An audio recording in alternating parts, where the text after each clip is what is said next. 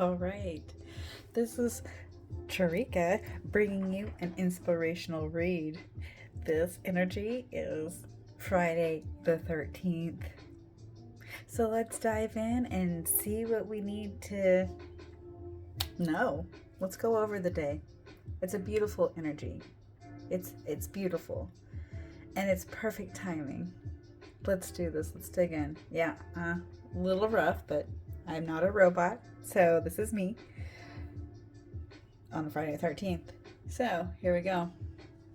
We're just going to be very informational energy, going over some stuff, and I will decide on when to actually do the read. Yeah. Over on my Facebook, I mean, it's in there in the information. I have completed the new moon element reads. So if you want to go over there and look at the Pisces energy, you can. And then, look on here for the new moon read for you guys. I believe will be Wednesday. So next Wednesday. All right. So this is Friday the 13th. The moon is 4th house Capricorn. It's obligations and heart.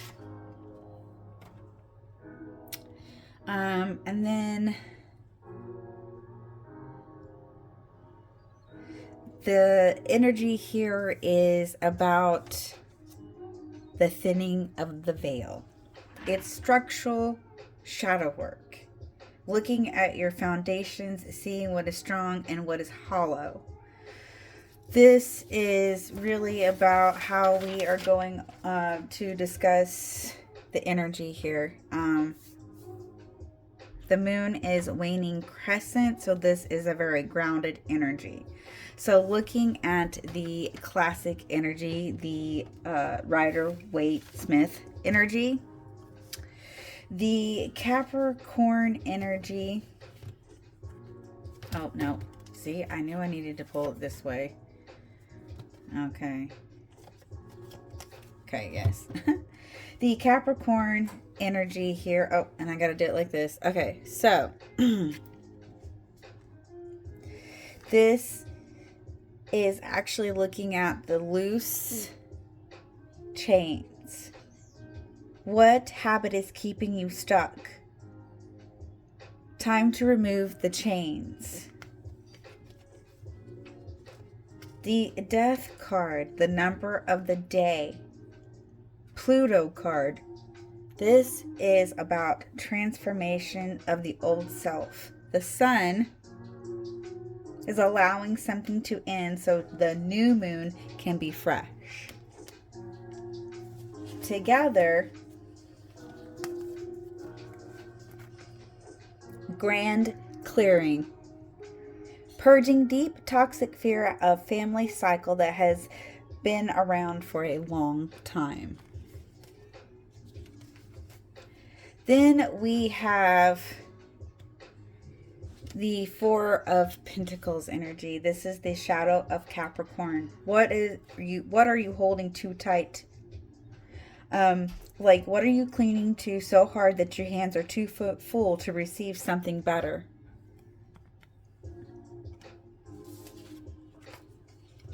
Then we have the Tower.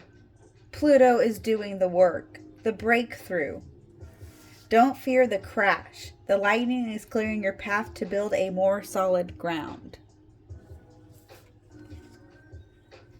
This is the Architect of the Void, demolishing the old structures to make room for new ones. The moon is moving toward a conjunction with Pluto, the heavy hitter. Can bring up deep-seated fears of power dynamics, but can allow the power to completely transform a situation. Then with this energy here, our rune magic, we have the Norval. It's the shadow work energy. Oh, did it backwards again. Neurals, necessity, willpower, and inner fire. This is the cleansing energy. So let's go to page 47. So,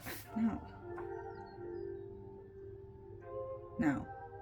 Page 51. My bad. Neurals. Yeah, page 51. I'm getting there. It's all right. Okay, there we are. So we have this beautiful energy symbol. So this is the willpower, protection, element fire, gender, masculine, and feminine energy. And divination. This warns the presence of mental blocks and hidden fears that hinder personal evaluation. When flanked by runes as Urs, Tiwaz, Jura, Radio, and Shala. I know I'm not saying some of these right, so just bear with me. This is about perseverance and endurance. This is a way that we are allowing ourselves protection, like Tharaz. It blocks negative influences. Narzwaz is the rune connected to fire of passion and sexuality. Symbolizes by the rubbing of two pieces of wood. The friction generates a spark that warms the goddess and pushes her to bring life back to earth. The sacredness of the flame endows Narwath with the gift of protection in times of need and overcoming fears, mental blocks, and periods of suffering and worry, which can be overcome by willpower. Next, we have the Halgaz, hail, change, and destruction energy, and that is page 47. Looking for it. Now, what page? Yeah, 47. There it is. I'm like, I am trying to get it. There we go. We have this. It's very beautiful energy. So this is about change, endings and beginning, elements, water, air, gender, feminine energy. This is the shadow. This is the shadow or the cleansing energy. The cleansing energy that you use.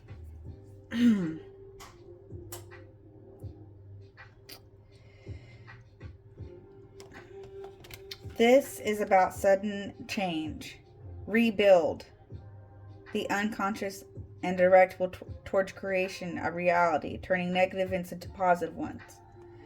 The goddess here brings destruction, hail. The narrow meaning of the rune, in fact, can destroy crops, livestock, objects, yet the ice from which it composed, joining with fire, enables the birth of life and worlds. Halgaz is thus the necessary destruction before reconstruction. It creates necessary change and maintains a dynamic balance of the becoming process.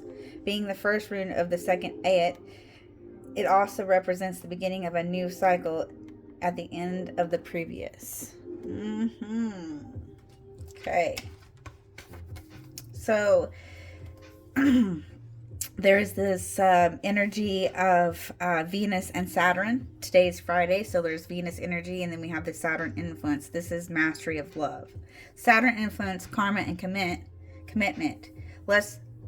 Less worry about bad luck and more about reaping what you sow.